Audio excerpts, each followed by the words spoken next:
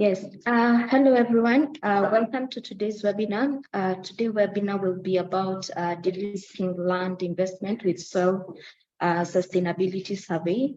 On the person presenting this webinar today is Penina Aurora, together with Jacobo. To start off the webinar, I'll start off with an introduction about AgriFrontier Growth Hub. Then I will hand it over to Jacobo to present about the crop nuts and also ways in which we can de-risk lands investments with soil sustainability surveys. So over to AgriFrontier. So AgriFrontier, we are a consulting firm that provides agri-consulting services for enterprises in Africa. Next slide, please.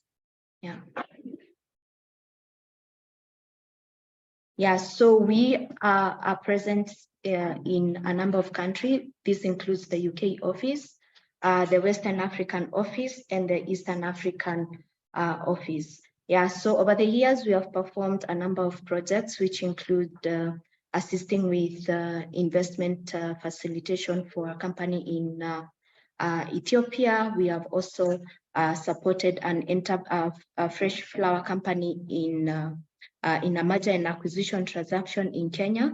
And we also helped with the conducting avocado feasibility study and grant facility in Kenya. Yeah, so those are the number of experiences we have to date. Next slide. So AgriFrontier, we provide a number of services, which include consulting services. These are assisting enterprises with feasibility study, conducting business valuations, helping with strategic plan development, assisting with financial modeling. We also help with investment readiness and also pipeline development for PE funds.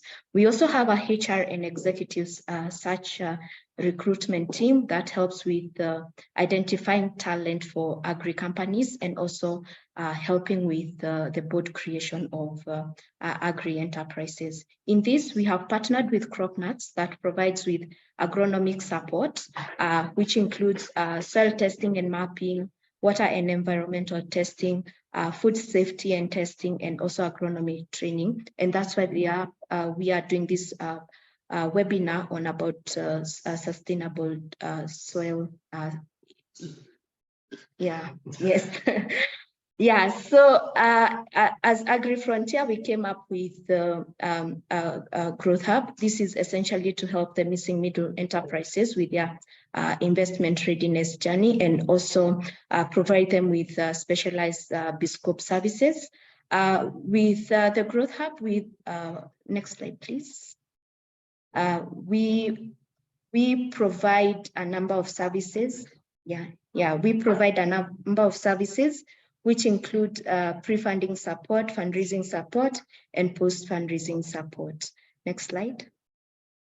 So in the pre-funding support, this is essentially helping enterprises with their investment readiness and also guide their business strategies and also to promote organic growth. So with this, we help with the development of business plan, strategic plan development, conducting market research. We also do agronomy and capacity building services. Next slide. Once a company is investment ready, we move on to the fundraising support, which is essentially helping companies with fundraising for either debt and equity. With this, we develop a capital raising plan. We also identify different interested investors, and we also help with advising on the terms for the different deals the company might have. Next slide. So after the company has received the required financing, we move on to the post-investment support, which is essentially a company has received the funding, but what gaps do they have to implement the funding that they have? With this, we support with the mentorship and coaching. We also help with operationalizing the plan, and we also help with recruitment of the team that might actually implement the plan. Next slide. So for eligibility for the Agri-Frontier Growth Hub, we look at enterprises that have at least 2 years of audited accounts, must have been in operation for at least 3 years, must have a minimum turnover of 150,000 and must be in agribusiness, and also they must be in 8 countries so far, which is Kenya, Tanzania, Uganda, Ethiopia, Malawi, Zambia, and Nigeria. So next slide. Yeah, so at this point, I'll hand over to Jacobo, who will introduce crop nuts and also take us through today's webinar. Thank you. Thank you, Penina. Okay, hi, my name is Jacopo Parigiani. I work for Crop Nuts. I'm a technical sales agronomist. I've been working for Crop Nuts for the past 10 to 11 years. And who is Crop Nuts? We are, as the image shows here, we are the home of soil testing. We're based Crop Nutrition Laboratory Services, Crop Nuts. We are an African company, an independent laboratory and agronomy services. We're based in Limuru, Kenya, where our main lab is. We've been operating for 20 years. We are ISO accredited since 2008.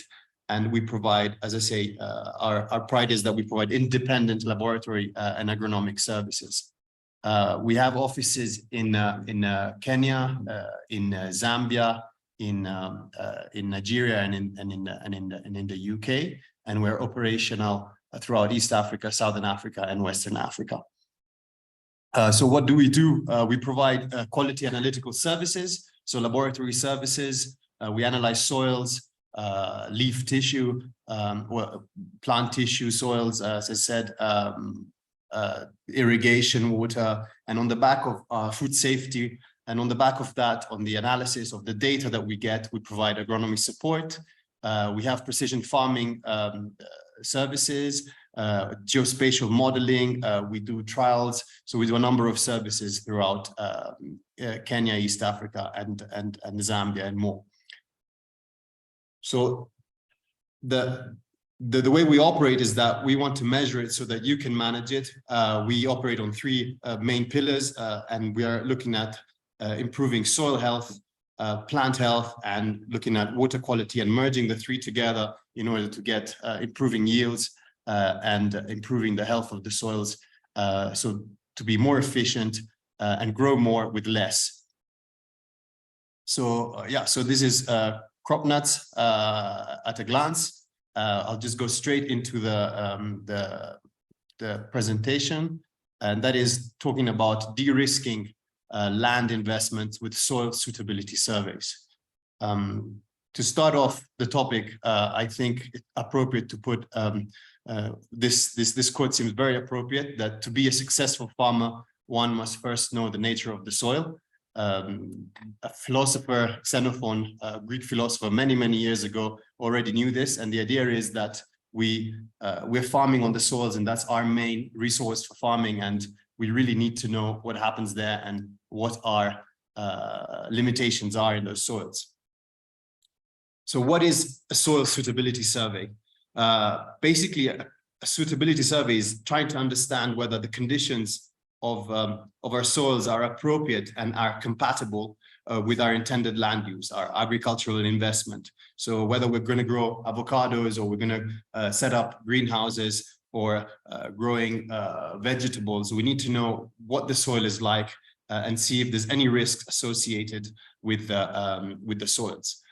So basically, as any investment, an agricultural investment requires a risk assessment. So what are the risks and how to mitigate them? And our main resource, as I said before, is the soil. So what is the main risks in the soils?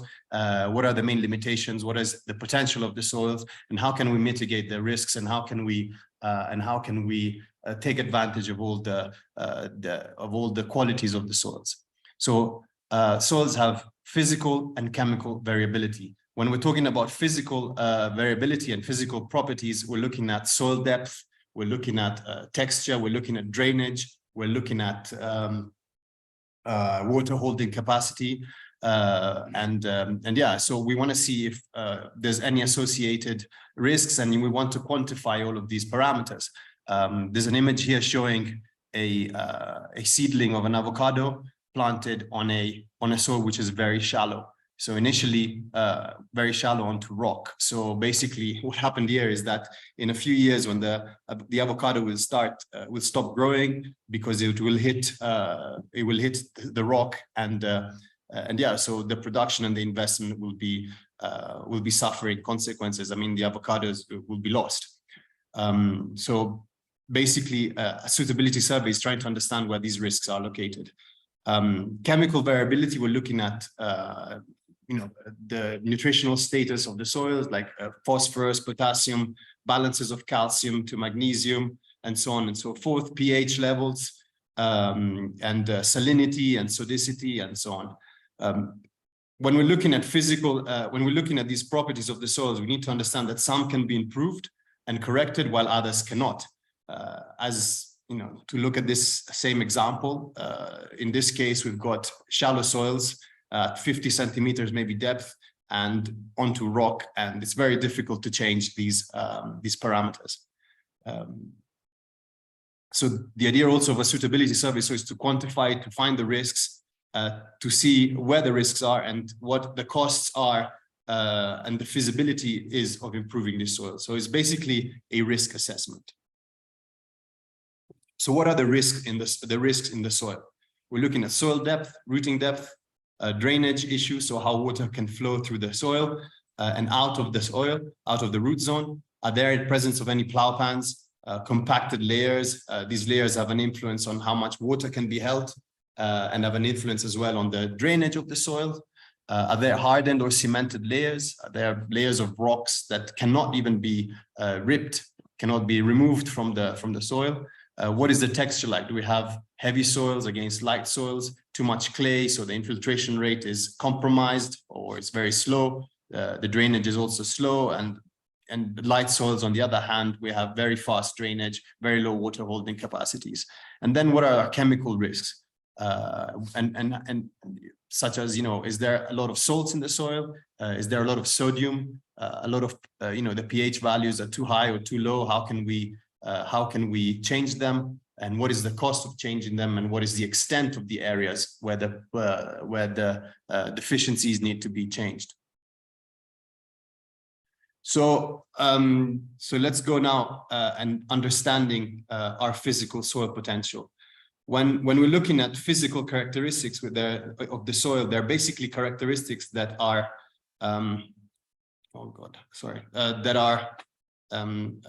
characteristics that are present in the soil and that are very difficult to change. You have soil texture, you have a percentage of clay, percentage of sand, and you cannot change it. That's what you're going to have, and that's what you're going to work with. Soil structure is how the particles are, how they are aggregated, let's say, together, and even that is that's determined generally by what texture you have, organic matter, and that can be or cannot be influenced to a certain degree. Soil depth, something that how much rooting volume do I have? That has an influence on what type of crops I can grow. If I've got very shallow soils, it'll be very difficult to plant and to grow deep-rooted crops unless there's going to be a lot of irrigation, a lot of land preparation.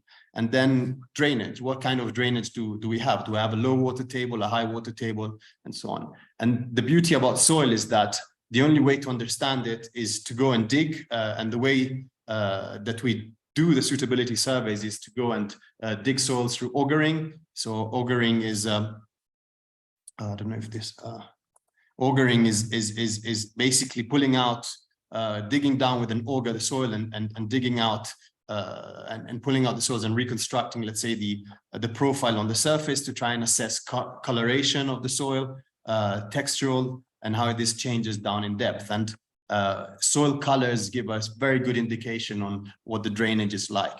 And of course, if we auger down to 50 centimeters and then we encounter rocks, then we know that the depth is a limiting property. So, well, let's look into the texture. I'm going to try and keep it not too technical. So texture is the proportion of So first of all, soil is constituted by solid form, by air, and by water. In the proportions normally is 50% solid, so we're looking at sand, silt, clay, and organic matter, and then we've got 25% air and 25% water. That would be an optimal composition of the soil. Air is present in the macropores, what we call larger spaces, and water is present in the smaller spaces. So a good proportion of air and water makes the soil a healthy environment for both crops and for the micro fauna in the soil. So texture is the amount of clay, sand, and silt, which are the main constituents of the mineral part of the soil.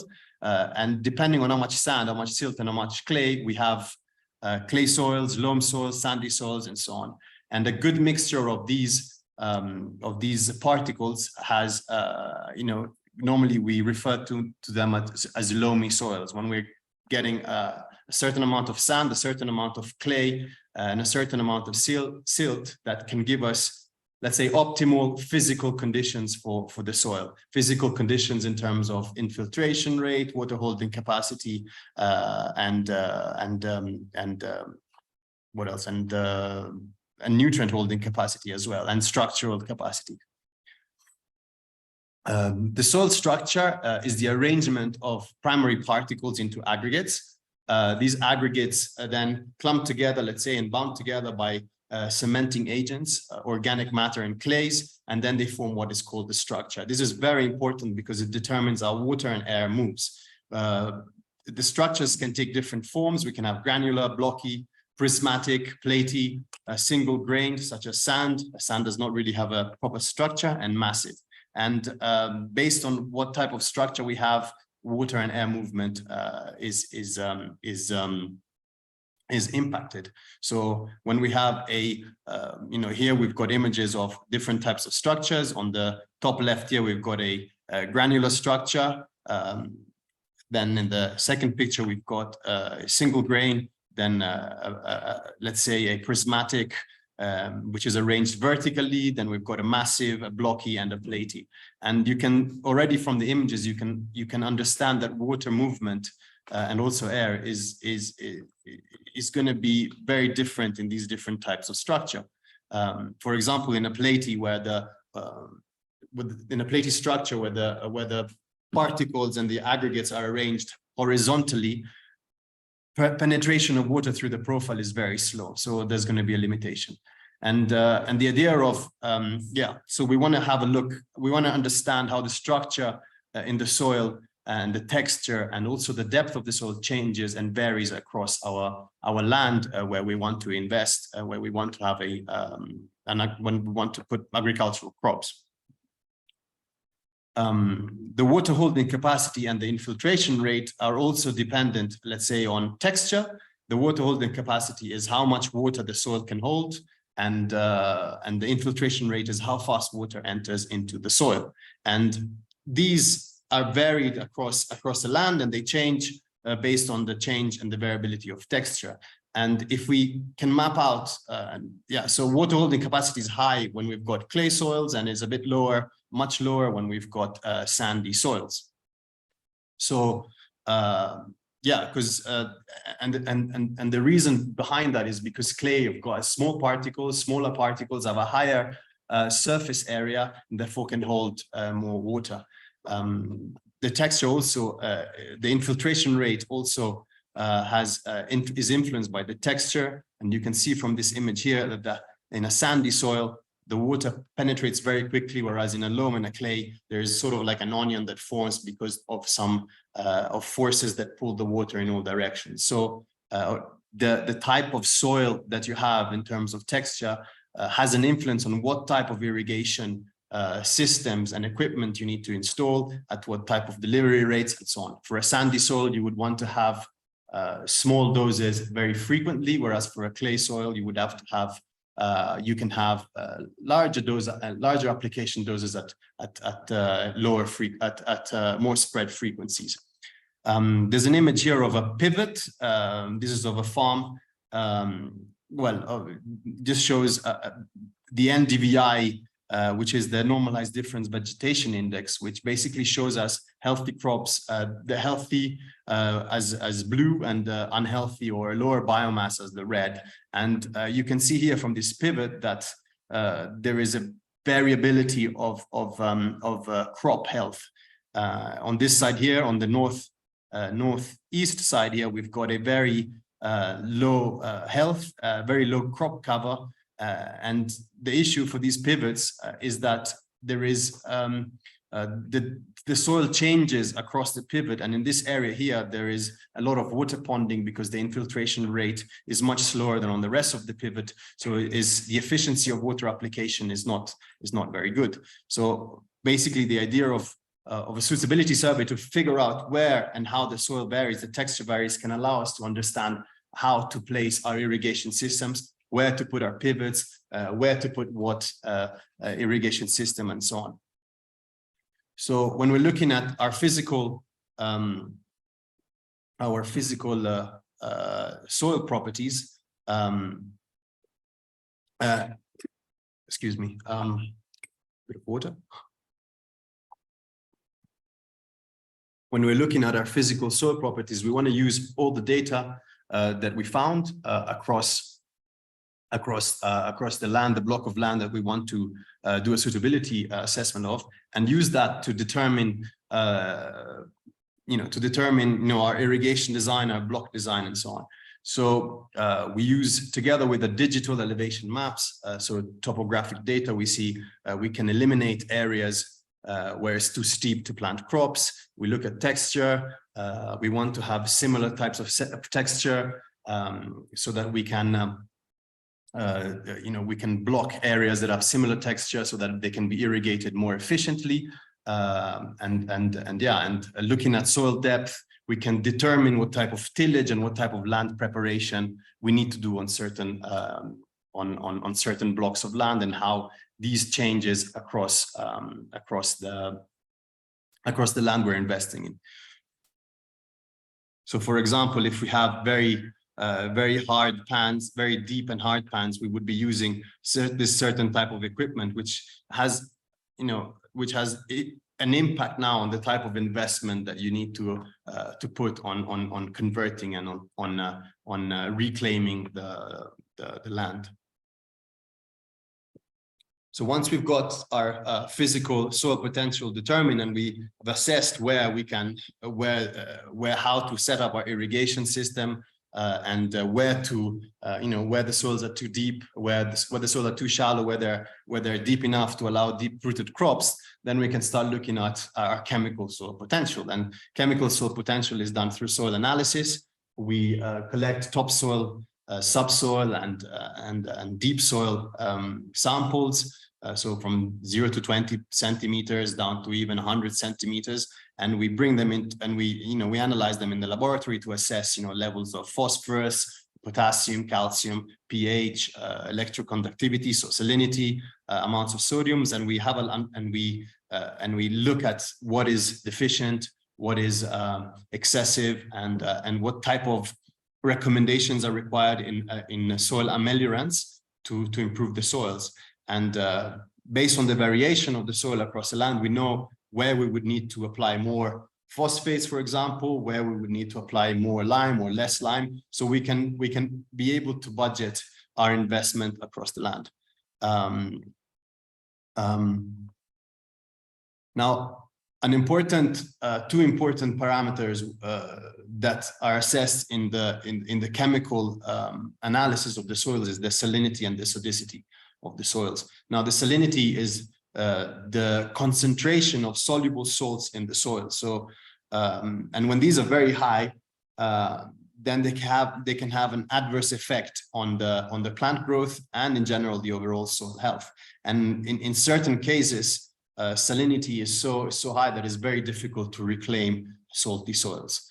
Sodicity, on the other hand, is a type of salinity, I would say, but now the salts that are present are sodium salts, and sodium, on top of the effects that it has on the EC, electroconductivity of the soil, so increasing the concentrations of the salts in the soil, it also has an effect, a deteriorating effect on the on the soil structure. Sodium is an ion that pretty much breaks up the structure, and it makes the soil asphyctic.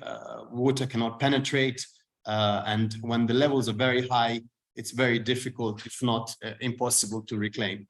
Both salinity and sodicity are generally common in arid and semi-arid regions, and so I mean, there is, especially in certain areas in Kenya, like in Athi River and other areas, there's a lot of salts, and so yeah, there's a lot of salts in the soil, which is worsened by the fact that there's a lot of farms that are irrigating with water, which is also salt rich. So basically, the irrigation keeps adding sodium and salts to the soil and keeps worsening the effect. So the way to eliminate salts, and I mean, just so that I'm also showing some of these images, we've got the exchangeable sodium percentage of some blocks of a farm here, with green showing optimal levels, so below, let's say, toxicity, and light blue to dark blue is getting higher and higher and higher, where, you know, these dark blue areas, these dark blue blocks have got 20 to 30% sodium exchangeable percentage, and optimally we will have below 5%. And from the map below shows the recommendation maps for gypsum, so how much gypsum is required to remove the sodium and to basically to reclaim, if you want, these soils. And you can see that the dark red is 24 to 43 tons per hectare, whereas these lighter red are from 8 to 10 tons per hectare. So it changes quite dramatically, and that has a huge impact on the costs. So if you're going into a new block of land and it's in an arid area in particular, if there is a lot of sodium, then a lot of the times it's going to involve a lot of costs in terms of reclamation, and on top of that, the fact that you need to reclaim it by adding gypsum, so swapping the sodium ions with the calcium ions means that you also need a lot of clean water, so non-sodic and non-saline water, which in general in these places is not available. So it's very difficult to reclaim these types of soils. This map here also shows another survey that was done on a farm, and this map on the right, on the left, there is the topography map. So green is higher topography, higher altitude elevation, and then these orange, pink is a lower elevation.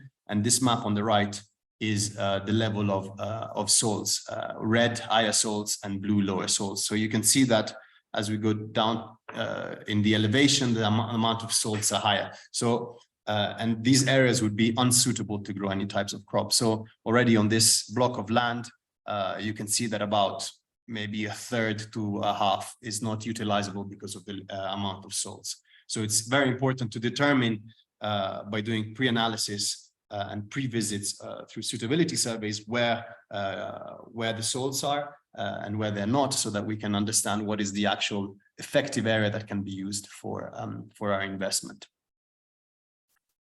So how would we do a suitability survey? So once we've so how would we do it? The way that we normally do the surveys is we set up whether is a large block of land or a smaller block of land, then we use similar approaches, but the idea is to do some sampling, some augering. We collect, we go on site, we classify the soils, we auger the soils at regular intervals. We pull out the soils and we analyze soil color, soil depth, soil texture, and we bring back samples to do fertility mapping. So by collecting samples at regular locations and digging augers at regular locations, and also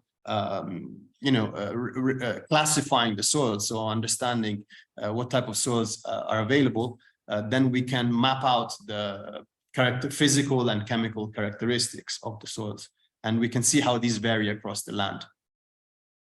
Once we have all the data, we've got chemical analysis of the soil as well. Then we interpolate and we generate maps which show us how the variability across the block of land.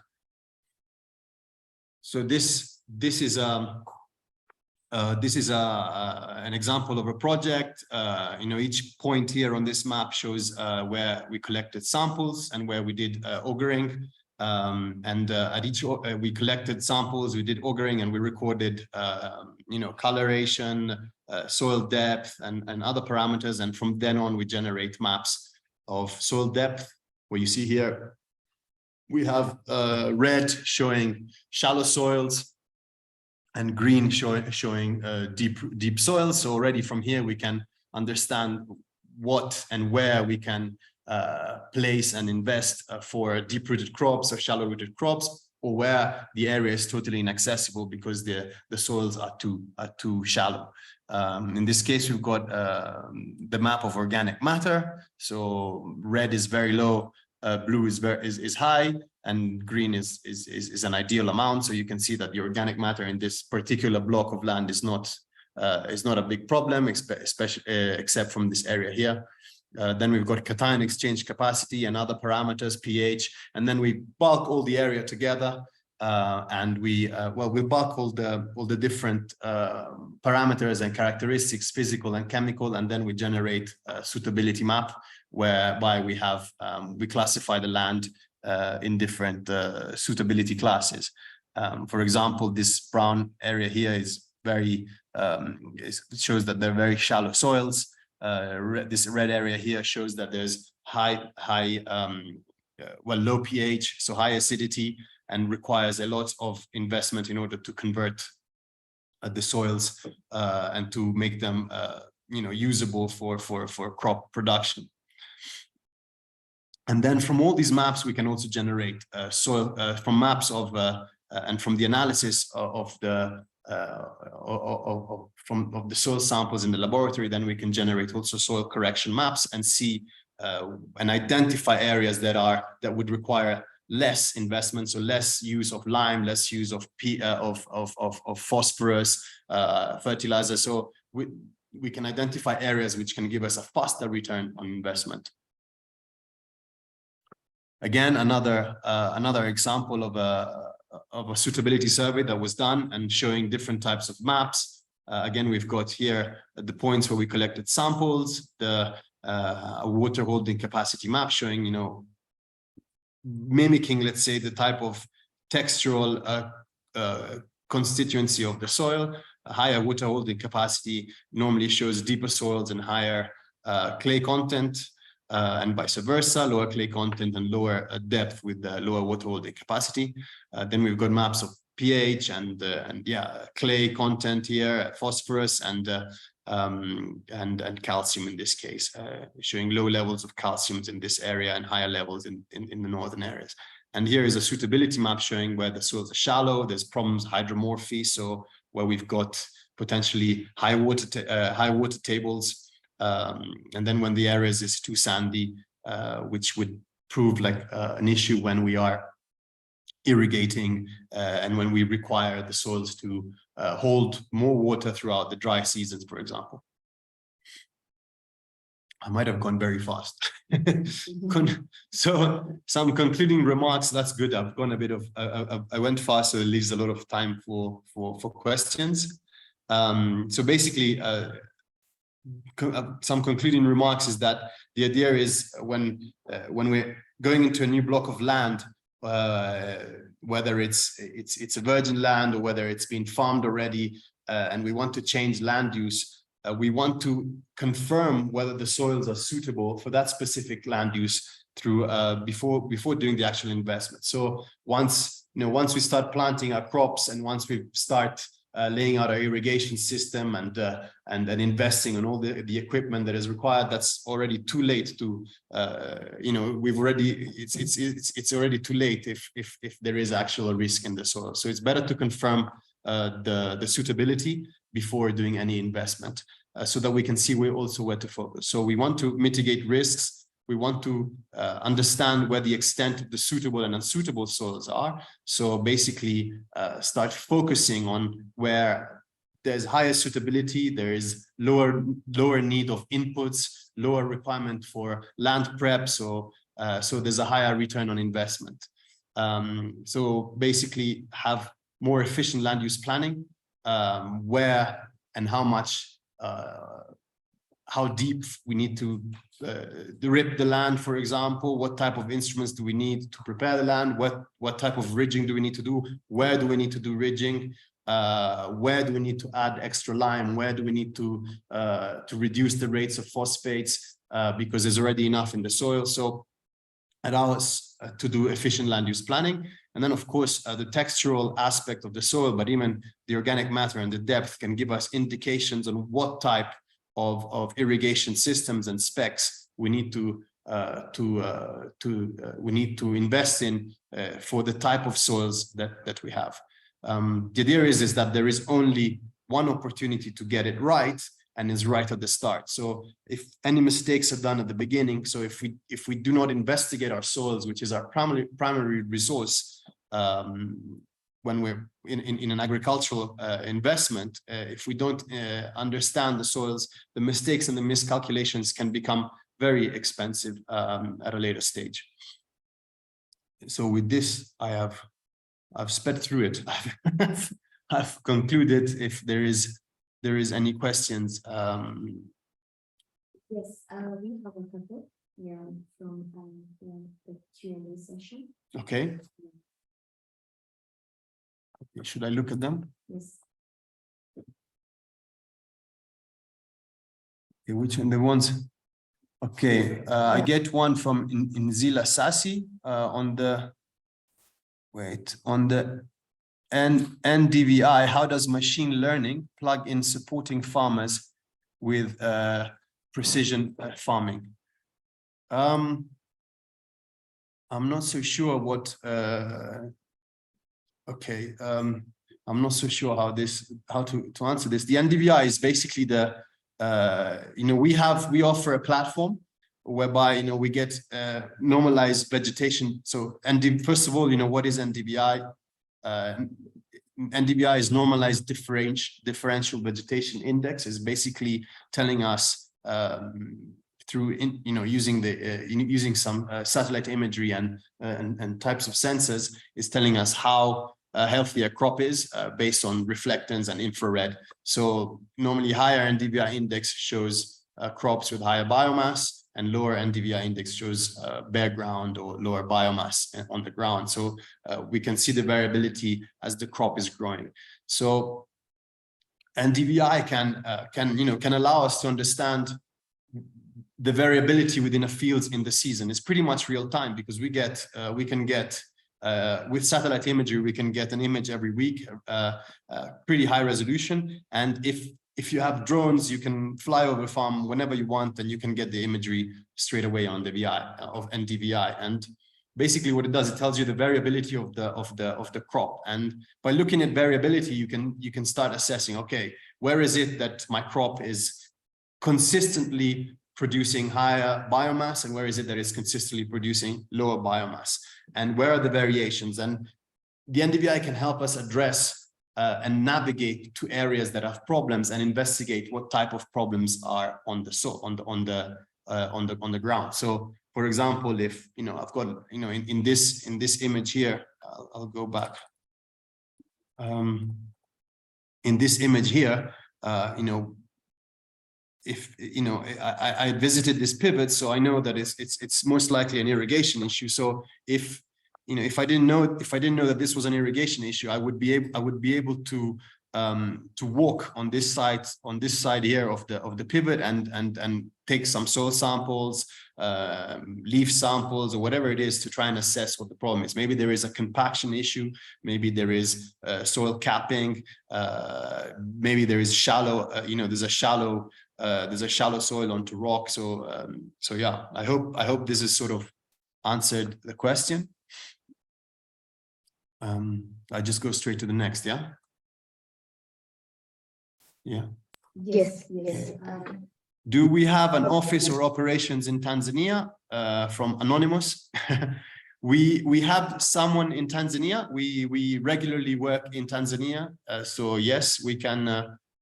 I can put you in touch with our agents there, but you can also discuss with us. You can contact us, but we do have operations in Tanzania. And we've got regular clients in Tanzania, so yes.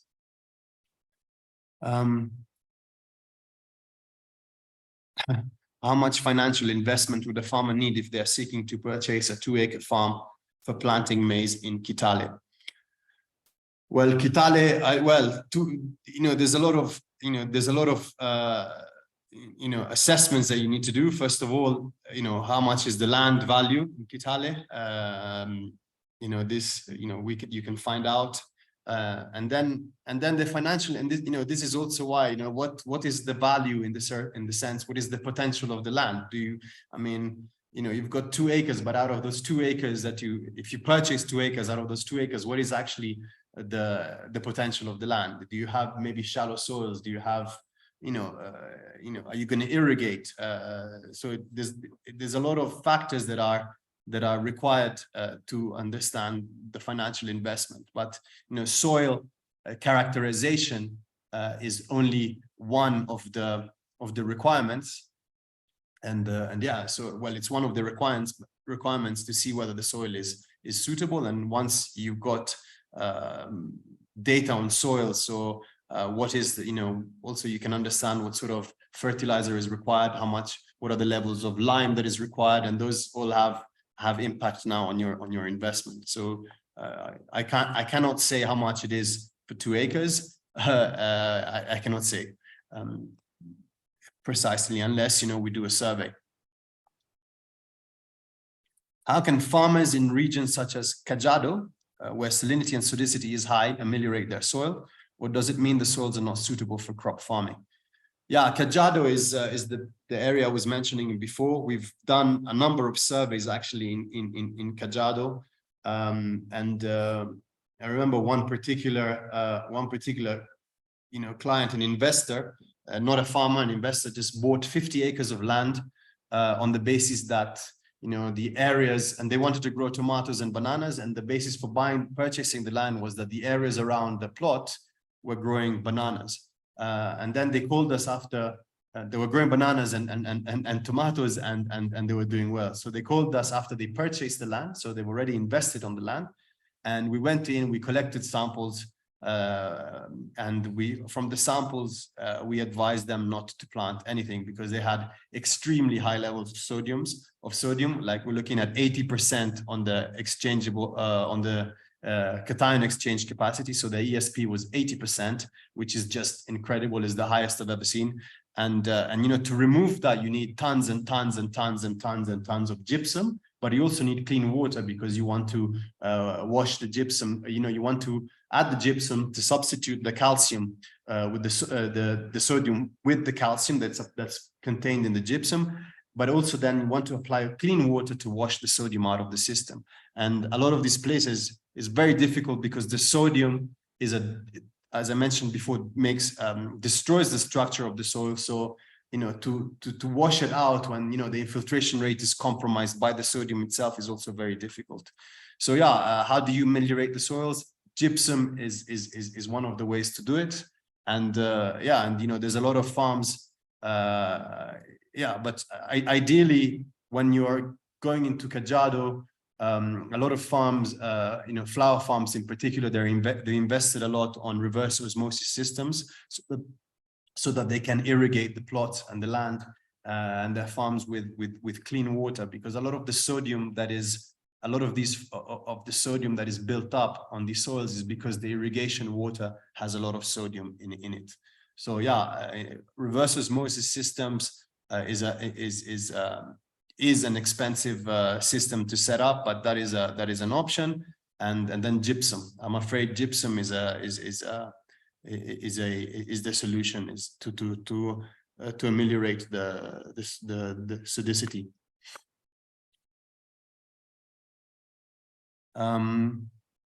So from Shola Akani, is it necessary that land be cleared thorough for thorough sampling for analysis? Not necessarily, no. I mean, we can, you can collect sampling and you can do. I mean, we've done suitability surveys in areas which there's forest, there is natural vegetation, no, as long as as long as you can dig profiles, you can you can auger in areas that are not cleared, and ideally you would clear the land on the basis of the suitability survey, so on the basis of the types of soils, where there is the best soils and so on. What is the nexus of comprehensive soil analysis and organic and regenerative farming? Well, soil analysis can give you, first of all, a baseline of your soil. So when you start doing organic and regenerative farming, you need to understand what type of soils you're dealing with, so you can get a baseline understanding of your soil. So and seeing and by monitoring by monitoring your soils in the years, you can see whether your soil has been has improved or not. So I don't know if I've answered that question. We'll share the contacts for the representatives in Ibadan, but you can contact us. You can contact us on the email, and on there's contacts in the invitation, so you can contact us directly via emails, and then we can put you in touch with the right people. But yeah. Where does crop nuts and agrifront? I hope I have answered all questions. If not, and if you want more details, we can talk. You can ask for further. If you want me to develop them further, or you can write me an email. Where does crop nuts and agrifrontier draw synergies in their partnership in relationship to land investment and soil suitability? So I think there was a slide that Penina showed. I don't know if I can go up to that one, which is, I guess it's this one here, isn't it? Yeah. Yeah. So basically, what crop nuts does is we provide the agronomic support. So we do the soil testing, the mapping, the suitability surveys. And we feed that data to AgriFrontier, and AgriFrontier then, Penina, correct me if I'm wrong, and then AgriFrontier uses that data, to generate projections of yield, of what type of investments in terms of also infrastructure, I guess, and what type of returns you would get, and in terms of the life of a project. It depends on what type of investments you're looking at doing as well. So they take all that into consideration. And even us, depending, when we're doing a soil suitability survey, we normally go on site, with the idea that the investor wants to do, let's say he wants to set up an avocado farm, or he wants to determine whether his soils are suitable to grow wheat or irrigated maize and so on. So we would go there and come up with a suitability, and using the correct guidelines for the different crops. So yeah, there's no more questions. Hello, I'm Emmanuel Banda from Zambia. Our water for irrigation is loaded with tons of chlorine. And affect tomato and onion grown, and what are some of the mitigations that can be undertaken? Well, this one I would have to look into it. Most likely chlorine will have an effect, also depending on the amounts of chlorine. Not sure if we have an analysis if crop nuts has an analysis from the farm. But it would be cool. It would be interesting to you can touch base with us, Emmanuel. You can write us a separate email, and if you have your analysis, ideally you would have both your irrigation and your soil analysis. Then we can have a look at looking at the effect. And provide you more feedback on tomato and onions, because I would have to put you in touch with another one of our specialists.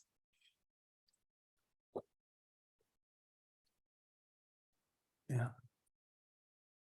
There's more questions? Yeah, so you can also raise your hand, and I will give you rights to talk. and ask any question that you might have. And also feel free also to type in your question. Yeah, in case you need any more clarification in terms of soil matters. Let me answer these ones. Okay.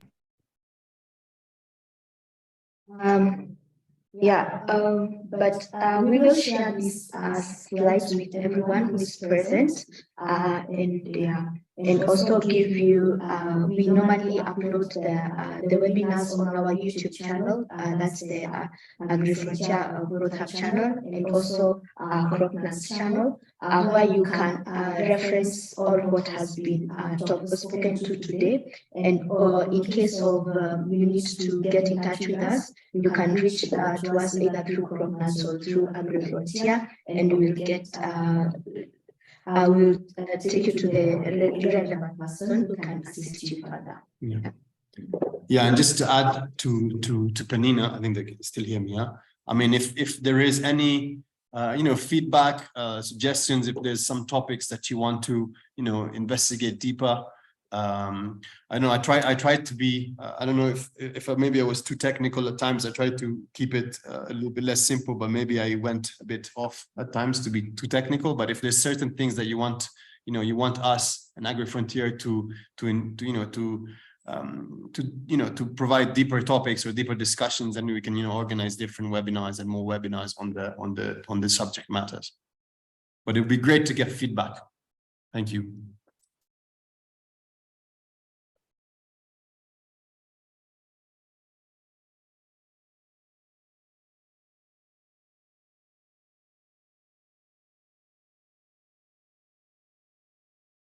Okay. I think that's it for today. I can't see any more questions. Yeah, but in case something comes in mind, please feel free to email us and also get in touch with us, and we'll get back to you. Also, as AgriFrontier, we normally conduct monthly webinars on information topics. So we will have one next month on the 22nd of August. This will be about investments on how do you navigate due diligence once you have already gotten a funder in place. So that will be next from AgriFrontier Growth Hub. But in terms of partnership with CropNuts, we will we will look out for more topics in which we can collaborate on and give you more information on. And from Emmanuel, kindly drop the email of the presenter. Jacobo, please. Yeah, Emmanuel is asking for your email address. Yeah.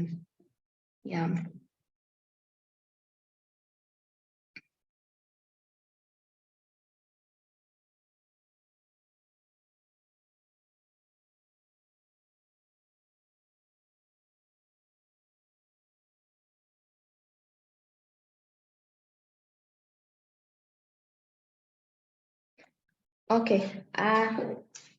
Yeah, thank you so much for your time. We look forward to having you and hosting you in the next webinar, and have a lovely afternoon ahead. Jacob. Yeah, thank you very much for everyone who attended. Yeah, it was and as as Penina said, if there's any questions, anything, contact us or AgriFrontier. We have multi-talented team in CropNuts and at AgriFrontier. So if there's any issues on pathology, on on soils, on microbiology and soil health, water, please don't be shy. And we look forward to being engaged by you and engaged with you. Thanks a lot, everyone. Have a great day. Thanks. Bye.